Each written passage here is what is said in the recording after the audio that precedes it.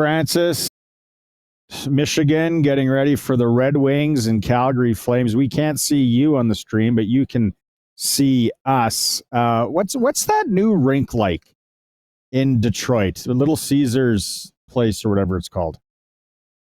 Best rink in the league. Like there's settle down. You've been to Vegas. No, you're asking about the arena. I'm not talking about the atmosphere. I'm talking about the arena itself is absolutely, without question, the best arena in the National Hockey League. The way they've preserved the history, they've got the red brick in the concourse. Like it is very unique. It is steep. It is the steepest pitched stadium in the National Hockey League. It's a lot like Montreal that way. They had a small footprint to build it, so they wanted to build it up. And I was talking to Alex Tanguay, one of the assistant coaches, about the arena, and he says it's one of the loudest rinks in the league. Like, they haven't given him much to cheer about in Edmonton or in Detroit for a while. But on nights when it is rocking, it's really loud because of the way it's configured and been built up, and got, fans are right on top of one another. Two of the Flames bigwigs, the president and the vice president of the organization, are actually here today. They flew in just to see this rink because the Flames rink is built with the Detroit arena in mind more than any other arena. They incorporated stuff from this rink more than any other rink. They had a little hint of Montreal's rink in the Calgary build, the design process, but they wanted to come here today and see it one more time. The plans are already drawn up and everything, but that's how well thought of this rink is. And I promise you, you need to come out and see a game here because it is that good a rink and it is that incredible a nod to, there's everywhere you go, there's all sorts of nods to the old Joe Louis Arena and the great history of this franchise. So it's a cool place. Yeah. That's some great insights on the Calgary rink too. That is upcoming, because I've been to the Montreal, the Bell Center there, and understand that the steep and how you feel like you're right over top of the ice, and as a comparable, that rink can get loud. So. I've never been to the Montreal rink. I wanted to go to maybe to the Four Nations Cup. A guy was supposed to send me a link for tickets. Link never came. It was just a link to Ticketmaster. I just remembered. Sorry. Good time to go see the rink, especially if you're a Flames fan, because tomorrow we got Thanksgiving football in Detroit as well. Awesome. Yeah. Hey, I gotta ask you this, Eric. We talked about it earlier in the show. I know it's an emotional. You and Maz talked about it on Monday. Emotional day tomorrow as the Flames go into Columbus. The thing, just a look behind the curtain. They play tonight, and then it's Is it an afternoon game tomorrow, or is it Friday? Friday. Okay. Yeah. Okay. So that makes sense. No NHL games tomorrow. Nothing up against the NFL, but a whack of games tonight and on Friday. Yeah. You know what's bizarre? The Flames are not skating tomorrow in Columbus, which in 30 years of covering this league, I've never heard of a team not skating the day before an afternoon game, because on an afternoon game, you don't get to warm up in the morning. There's no morning skate. So for NHL players to go a whole day and a half without touching the ice before a game, that's very, very unique. I'm not sure I've ever seen that before, but it's a mandated day off for the Flames. Like, every team's got different schedules, but at certain points you have to have mandated days off, and it just fell that way for the Calgary Flames. Has anyone started talking about we're talking about the Four Nations, the rosters are going to be coming out. We've talked about the goaltending thing, but is anyone talking about teams that won't have a lot of guys going to play in this thing in February and how that's going to benefit them long term this season? I think that's interesting. I was thinking of teams that have kind of a lot more players going.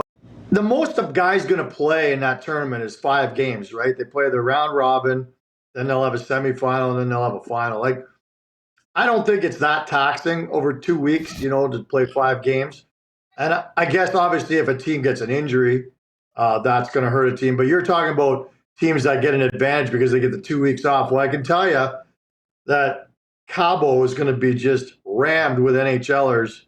And I'm not sure they get to do a little relaxing, but some of the guys go pretty hard when they're over there, I'm led to believe. So I don't know. I don't know if it's a huge advantage. I think the Olympics is a bigger deal because there are more players from different teams that go. This is just 4 teams, and I'm not sure it's much of a difference at all. See, I don't know. Canada and U.S. get into a greasy one. Finland likes to throw the body around. And then why Cabo? Why not Watuco? Somewhere, a little more sleepy where you can get some R&R. But I guess Cabo, especially if you're young, that's an absolute party. What do you think on that, RP? Well, I really feel for those NHL players when they get those 2 weeks off to have to go to Cabo and escape the likes of New York City or Miami or Tampa or, so it's nice for them to get out of those centers. Winnipeg. But, Winnipeg, Yeah. Edmonton, yeah, for sure. But no, it'll be a fun event. It'll be fun to watch, obviously, the international and the quote-unquote best on best. I always put those in quotes because it's not necessarily the best on best, but it'll be an amazing level to watch as a reprieve and see which guys even maybe find their footing even more. Some of those high-end players, they go to an event like this and jack it up and play at that high level, and then do they come back and just go on a tear themselves as well? So and then there's lots of pieces to it for sure. Yeah, what guys? What do you mean? What do you mean it's not best on best? What does that mean? Why don't you think it's best on best? Well, because I think it's best on best by country. It's not best on best in the world. There'll be players that are sitting on their couch at home that would have made Team Sweden if they had a Swedish passport, or they would have made Finland if they had a Finnish passport, Russians. but they were cursed by being Canadians, or right now they're being Americans. So that's my only point is there'll be players that get left off some teams that could have made another.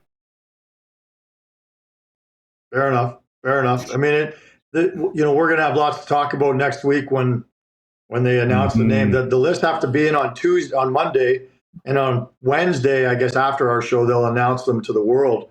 There's going to be lots of great debate, and we forget how much fun that was going into Olympics. Everybody debating who should be on the team, who's going to get left off, who should get left off. I love that stuff. And it's funny, I haven't heard a whole lot of it right now. I mean, we in the media are talking about it, but I don't hear fans, arguing over whether Mackenzie Weegar should be the 6th or 7th defenseman for Canada or, stuff like that. But I think once it's announced, I think you're going to hear a hue and cry from a ton of different cities where one of their players got snubbed in their opinion, for sure, right? Is there any way that as a third goalie they take Marc-Andre Fleury? No chance. No chance. I'd love it.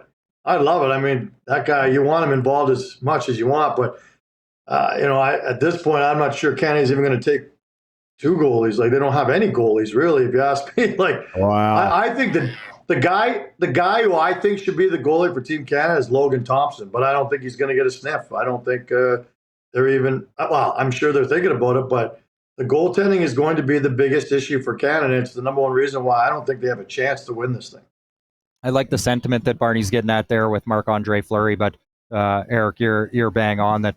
Maybe we'd buy in a little bit more if they had an established number one like a Carey Price or Martin Brodeur or Patrick Waugh going through those years. Then maybe you tug at some heartstrings and try to bring them along one more time. But they could spend 5 games searching for who their number one is. So in that short competition, they're going to need all hands on deck. You know what the talk is that's surfacing again, and I can't see it happening, is the Sidney Crosby trade out of Pittsburgh because they stink. He just signed.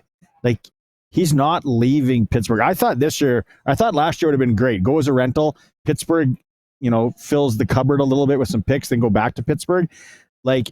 Eric, if we're betting odds here, there is no way Pittsburgh moves him or he moves and then comes back or anything like that, is there? No, not in my world. I mean, I do think it'd be great for the league. How exciting would it be that if Sidney went to some juggernaut and seemed to be like that missing piece? But, Maz and I talked about it a little bit on Monday.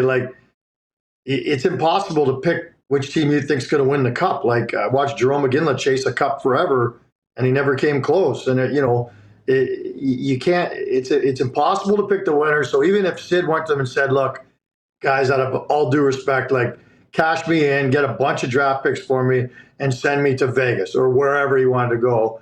I still think, your odds are about 1 in 16. You're going to pick the actual cup winner. The other thing is, I think that he would regret it. I don't think he has any desire to go somewhere else. I think he starts and ends his career in the same city, runs a town forever, eventually becomes owner or part owner with Mario. And everybody lives happily ever after. Now, I know they're not happy because they're not going to win anytime soon, but I just don't see it. You guys don't see it, do you? The thing that scares me about Pittsburgh is if you don't win there for a long period of time, I don't know, because lived there briefly, that is such a football market. And if they don't have a winner there, I worry about it. Yeah, it becomes hard, and they're going to live while they keep Malkin, and if they keep Letang and they keep Crosby and they Carlson, they got no trade. Like no one wants those older guys. They live in the worst spot you can live in the NHL, at that kind of out of the playoffs, but not in the not near that odds of getting a top 3 pick and someone again to start building your franchise. And I'm with you, Eric, all the way through. I don't see Crosby being traded, but I always think it's funny, the sentiment of understanding of I started here, I'm committed here, I want to be part of this, I want to help us in the rebuild. Then you take a step back and go, they got the first overall pick to get you, and in order to spring this forward. So if you want to help them, odds are probably better that you do move on, let them fall out, and let them start over again. But I'm with you. He starts there, he rides off into the sunset as a Penguin as well. I want to go ask you this one. What NHL teams fans that expect a big year this year, now we're getting to Thanksgiving, they should start getting ready for some disappointment? You know what? I'm going to put the 3 teams that have been disappointing, like high hopes every year for the last 3 years or so, and every year they end up just doing the same thing. Detroit, Ottawa, Buffalo. Same 3 peas in a pod. Every year we think, okay, finally they're starting to build something. And, and they all 3 of them have some pretty nice pieces, young core players, but they just can't figure it out. Yeah. And I looking at the standings the other day, they're all right next to one another. Or they're all right around 500. Everybody expects at least one of them every year to kind of get into that playoff spot, but it's such a tough division for them to crack that spot anyway. So I'll put those 3 at the very top of that list, and the other one would be Nashville, right? I mean, it's pretty obvious that everybody had some pretty high hopes for them, and it hasn't been a very good start, and I'm not even sure they can catch up at any point now. Yeah, well, I worry about maybe a little bit about Oiler fans.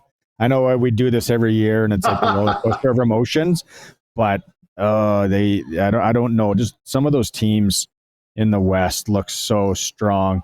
Okay. People want a ping pong update. They're texting in. We're not going to talk ping pong today, but we are at Agribition, an unbelievable trade show.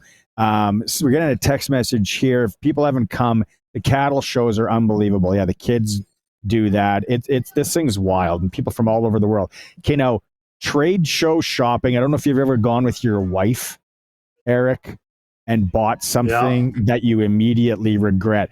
Dave Thomas was on earlier. He said a Flowbee. I talked about the broom mop thing that we got sold on because the guy demonstrated it on his little 4x4 laminate floor. We took it home. We used it twice in 17 years. Anything come to mind? You probably, and you're a hoarder, so you probably still have a lot of this stuff. Man, I got a lot of it. It's funny. You throw that at me. I'm like, you know what? I bought a gutter cleaner from first of all, Stampede, they've got the same thing. They've got a trade show going on during Stampede, and all over Stampede, you got people walking around with those big, dumb stuffed animals from winning something. But there were also thousands of people walking around with that, probably the same mop you got sold. The demonstrations are incredible. And you're walking around Stampede for 4 or 5 hours, some people even in the bar, and they've got their stupid mop propped up next to them because they saved $10 because of a show promo. It's hilarious. But this gutter cleaner I got, guys, it's one of the better things I ever bought at one of those shows. Like it's like a long, solid pipe. It's about 6-7 feet, but then you can extend it, and then it's curved at the top. So you plug your hose into it, and you just blast your gutters out. You just kind of prop it up over your gutter, and you blast them out. Fantastic. Like, next time you're in town, if you want to borrow it, I'd be happy to lend it to you. It's so good. Sounds like a nice little Saturday.